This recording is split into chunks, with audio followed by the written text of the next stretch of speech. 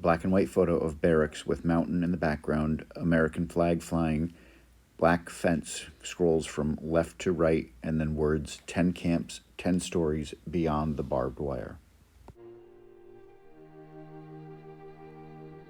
Black and white photo of a group of Japanese Americans ready to go on the first caravan with the words "The Plan" in the top left and a picture of Henry Miyatake in color on the bottom right with words Henry Miyatake, Minidoka Relocation Center, Idaho.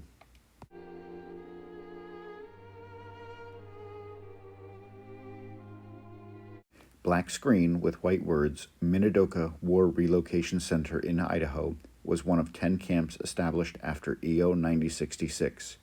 It operated from August 10, 1942 to October 28, 1945 with nearly 9,400 incarcerates.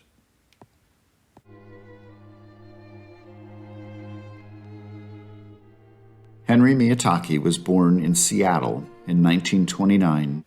Color historic video of a Japanese-American family with young toddler running around. The youngest of 3 children. He grew up in the family's grocery store. Color video of Japanese Americans in a grocery store. After EO 9066 was signed, black and white video of White House with American flag waving, and then FDR signing a document with 4 men standing behind him. His family was incarcerated at the Puyallup Detention Center. Black and white photos of horse stalls at the Puyallup fairgrounds that were used for Japanese incarceration. Before being moved to the Minidoka concentration camp in Idaho, along with over 13,000 Japanese Americans.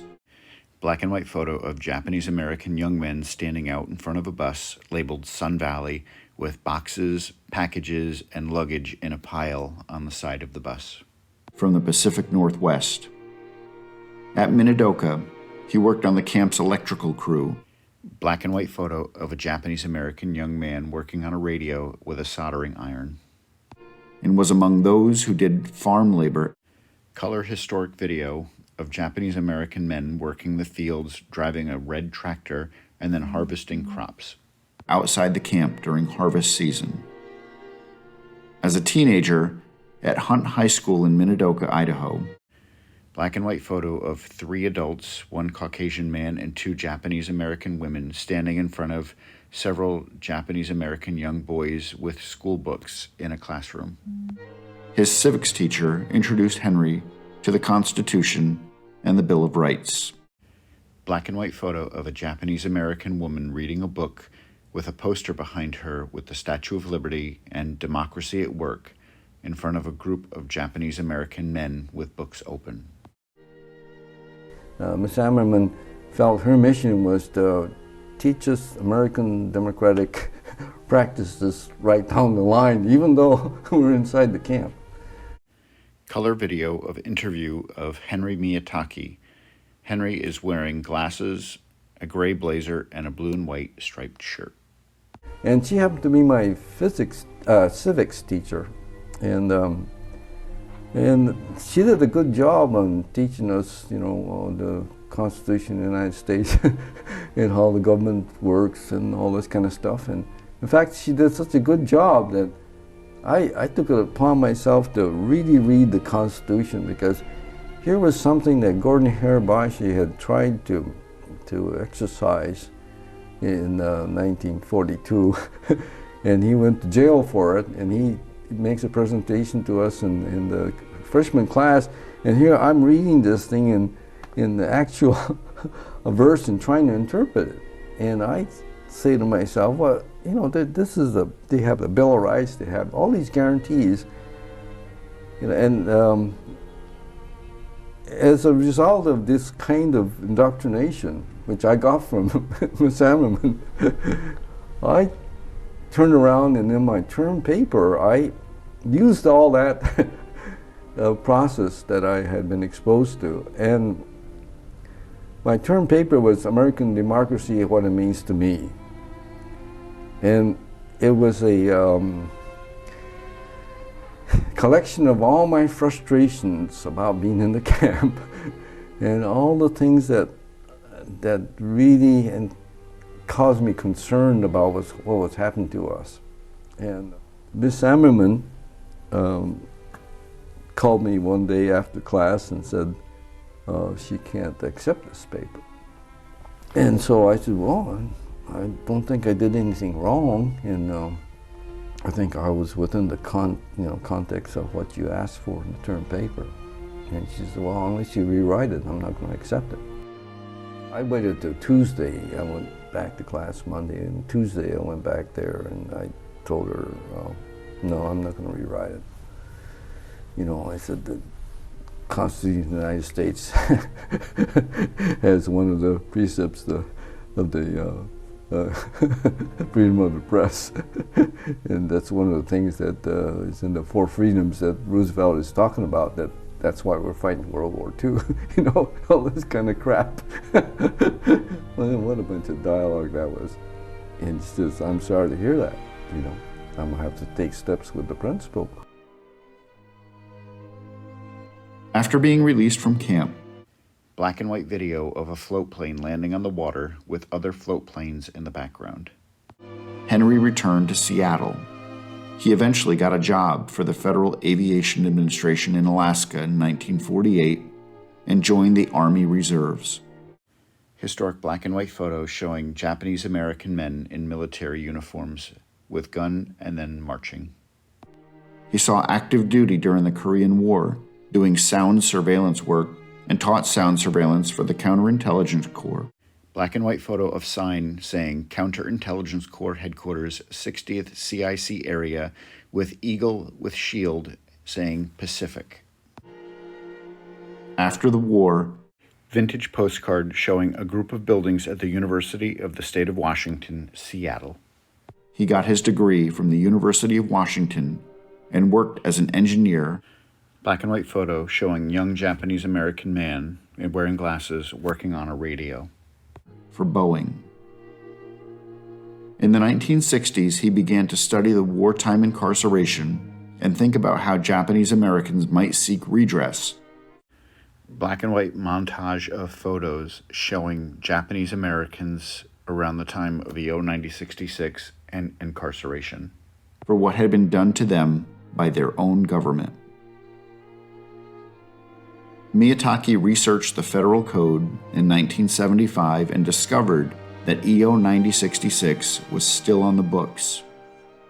Through political connections, he got the issue to the White House, and President Ford used language drafted by Henry. Color photo of President Gerald Ford signing a paper with a group of Japanese Americans standing behind watching on, to revoke the executive order on February 19, 1976. Photo showing the proclamation An American Promise with the presidential seal of the United States on top. Without his vision, photo of a flyer that invites people to attend the commission hearings on the wartime relocation and internment of civilians. Of petitioning for redress of grievances, the government would have never rescinded EO 9066. Color photo of President Ronald Reagan sitting at a desk signing a paper with Japanese Americans standing behind him. In 1978, black and white photo of Henry Miyatake standing with 4 other Japanese American men sitting at a table, American flag in the background, and a sign Basic Redress Requirements. He was part of the Evacuation Redress Committee of the Japanese American Citizens League. Black and white photo of a group of Japanese American men, Henry Miyatake on the left, with the mayor of Seattle. Chapter in Seattle, and helped organize the first ever Day of Remembrance, a 2.5-mile car caravan. Black and white photo of a large crowd of Japanese Americans getting ready to start the car caravan to Puyallup, to the former Puyallup Detention Center. Advertisement for the Day of Remembrance, Saturday, November 25th, 1978, to commemorate the incarceration. It was the largest gathering.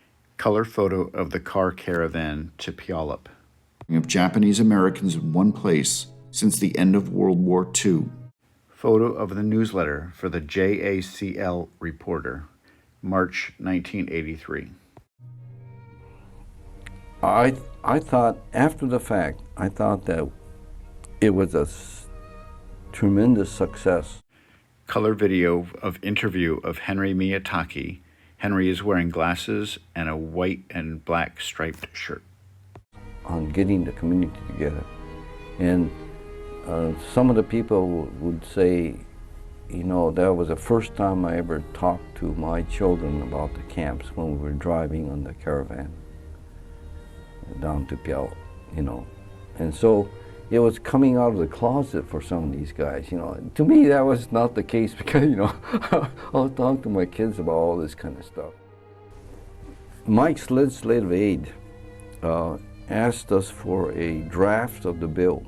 And so Shosuke took it upon himself to draft all the attributes of the Seattle Plan into a draft bill.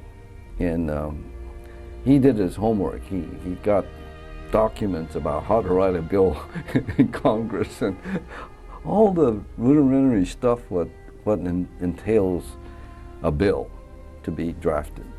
And he went through a lot of homework doing this kind of stuff. And he did put a draft together which encompassed all the things that we wanted to do. And this was given to Mike Lowry's aide, and in turn it went to Washington, D.C. In November 1979, color video showing the base of the Washington Monument and the U.S. Capitol in the background. Congressman Mike Lowry. Color photo of Mike Lowry standing below a sign that says Redress, Personal Justice Restored. Introduced the first redress bill for over 120,000 people who were unjustly incarcerated. Black and white video showing U.S. soldiers escorting Japanese American citizens onto a bus. Miyatake's plan was the basis for that bill. He called for individual reparation payments for all that were forcibly removed and incarcerated. Black and white video showing large groups of Japanese Americans walking around. Bob Shimabukuro, author of the book Born in Seattle, The Campaign for Japanese American Redress. Black and white video showing a large group of barracks. Wrote in the program for Miyatake's memorial. Henry was not there when President Ford signed his An American Promise.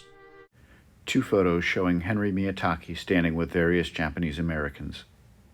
He was not in the photo when President Reagan signed the Civil Liberties Act, but neither of those turning points that fundamentally changed our history would have been imaginable without the dogged persistence. Color photo of Fred Korematsu standing at a microphone speaking with an identification number tag. The selfless commitment and the unassuming courage of Henry Miyatake. Black page credits. Black page with color National Park Service arrowhead.